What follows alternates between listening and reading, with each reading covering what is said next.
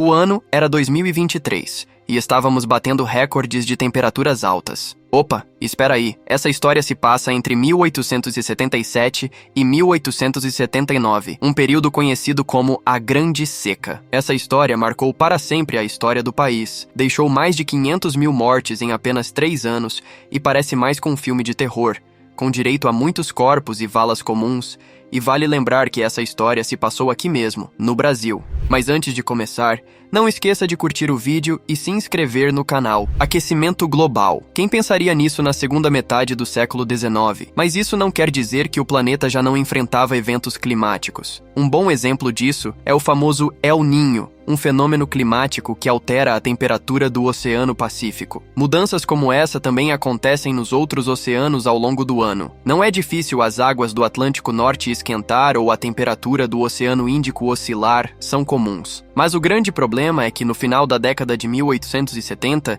esses eventos climáticos aconteceram quase que ao mesmo tempo e de maneira muito intensa, o que gerou uma grande seca e provocou muitas mortes em diversos locais do planeta. E nosso querido Brasil não ficou isento disso, dessas mudanças climáticas, mas precisamente no Nordeste que o bicho pegou. Nordeste aquele que já tinha um histórico de secas desde o final do século XVI. E entre os meses de janeiro a março de 1877, não viu sequer uma gotinha de chuva cair do céu. Os políticos e intelectuais no Rio de Janeiro, que na época era a capital do Brasil, diziam que era apenas uma questão de tempo até que começasse a chover nas regiões e que ninguém precisava se preocupar com nada. Aquela promessa marota de sempre. Mas os meses foram passando e a chuva anunciada pelos políticos não chegava. E não demorou muito para o que parecia ser apenas um problema climático se transformar numa tragédia que afetou vários estados. Sem água, as plantações e rebanhos começaram a morrer. Até mesmo a mata nativa e os animais selvagens começaram a desaparecer, deixando cada vez mais pessoas com fome. Desse modo, as pessoas do sertão nordestino se viram obrigadas a abandonar suas casas e as regiões onde moravam para tentar sobreviver, sendo chamadas de retirantes. Um dos estados mais afetados pela seca foi a capital cearense, Fortaleza. No início de 1877, tinha uma população de 20 mil pessoas. No final do ano, 80 mil retirantes que estavam com fome e doentes haviam se mudado para a cidade, fato que ocorreu em todas as cidades atingidas pela seca. Milhares de pessoas se arriscavam a atravessar o estado de Alagoas para chegar a Pernambuco, e os governantes de cada estado empurravam o problema um para o outro.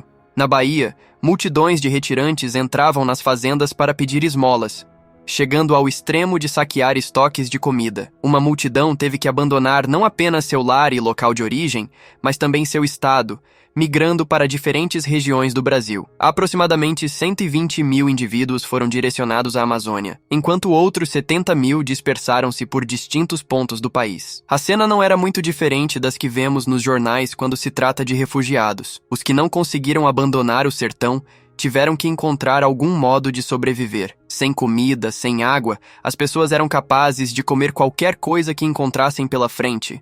Muitos morreram depois de ingerir plantas venenosas que haviam crescido na seca. Já outros comiam carne de cachorro, de répteis e até mesmo de urubus. Na época, jornais noticiavam até mulheres se prostituindo em troca de um prato de comida e de famílias que vendiam seus filhos para poder comprar alimento. Sabe aquele ditado: nada é tão ruim que não possa piorar? Pois é, foi exatamente isso que aconteceu. Sem água, não existe saneamento básico. Sem saneamento básico, não há higiene. E foi em 1978, um ano após a seca, que uma epidemia causada por um vírus altamente contagioso tomou conta da região Nordeste, mais especialmente no Ceará. Não era o Covid-19, era a varíola. Mas é muito importante lembrar que já existia vacina contra a varíola naquela época, mas o governo e as autoridades não faziam campanhas de vacinação efetivas. Assim, a epidemia que começou lá na Paraíba logo tomou conta das rotas de viagens do retirantes. E ao chegar em Fortaleza, onde aqueles milhares que haviam chegado se encontravam amontoados em acampamentos,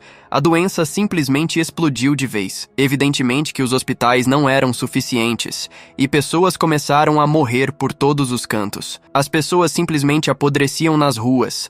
Cadáveres eram recolhidos às dezenas e enterrados em valas. Com as crianças era ainda pior. Seus pequenos corpos eram amontoados em sacos e levados aos cemitérios. Coisa de filme de terror. Muitos achavam que o problema não era tão grave assim. Políticos acusavam seus adversários de usar a seca, acredite se quiser, para desestabilizar o governo. Diziam também que os culpados eram os próprios retirantes nordestinos. Até que finalmente o governo resolveu mandar socorro e foram feitas construções de poços e reservatórios de água na região. Mas parte do dinheiro que foi destinado a ajudar foi usado de maneira ineficiente ou até mesmo desapareceu na mão dos poderosos. As mortes continuaram acontecendo até 1879, quando a seca finalmente acabou. Estima-se que os números de mortes chegaram a 750 mil, que seria um pouco mais de 5% da população brasileira. E você já conhecia essa história? Deixe nos comentários. O clima é um fator determinante e impacta diretamente em nossas vidas. Nesses últimos meses estamos podendo vivenciar essa onda de calor extremo pelo Brasil e mundo. E quando conhecemos esses eventos históricos, somos confrontados com a urgência de reconhecer que precisamos melhorar em muitos pontos. Nossa responsabilidade em preservar e proteger nosso ambiente torna-se mais evidente do que nunca.